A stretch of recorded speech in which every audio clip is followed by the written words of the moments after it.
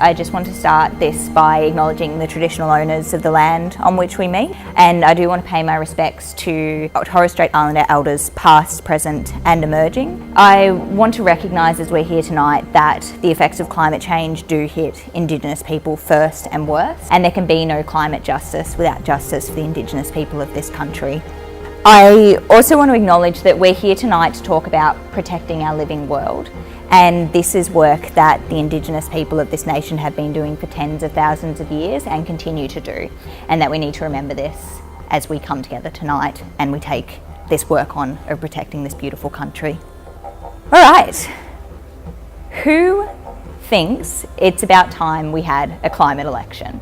We are here from ACF because we recognise that climate damage is here and it's happening now. It's not some abstract, obscure, down the track thing that might happen. It is happening here. It is in bushfires, it is in droughts. It is happening here now to the people that we love and the places that we love. If you haven't heard of the Australian Conservation Foundation before, we're an independent organisation and we're non-partisan. We're an advocacy group, so advocating for our living planet. It's been 21 years in a couple of weeks that I first started taking action over climate change.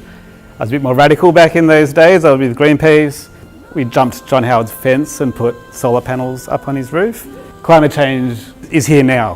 1,600 bushfires across Australia during the winter. We had 2 mass coral bleaching events in a row. Unprecedented drought. Irukandji has been travelling south as the water gets warmer. 60 years ago it was unknown south of Townsville.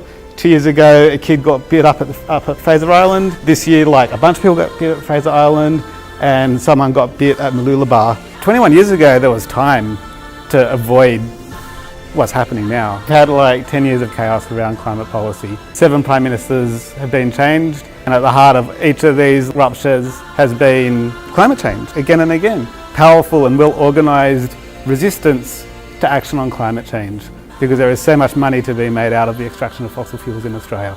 We've got a government that has absolutely no climate policy whatsoever, and in fact is pretty clear that they're trying to do everything they can to derail the renewable energy boom that's going ahead.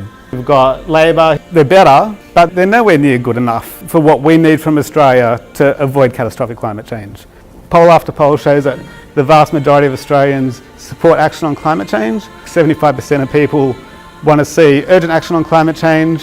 68% of people want to see fossil fuels phased out for renewables in the next 20 years. But what we've got to do is we've got to turn that into political power. For this election, people need to vote on climate and they need to tell their politicians. Politicians at the moment are beholden to vested interests, but they will change their mind very quickly if they know they're going to lose their seat. For this election we need to be really targeted in what we're talking about, and we really need to hone in on climate change. We're going to have a million conversations with people about climate. First of all, it's to stop Adani's polluting mine, shift away from digging up and burning coal, and it's to switch to 100% clean energy from the sun and the wind.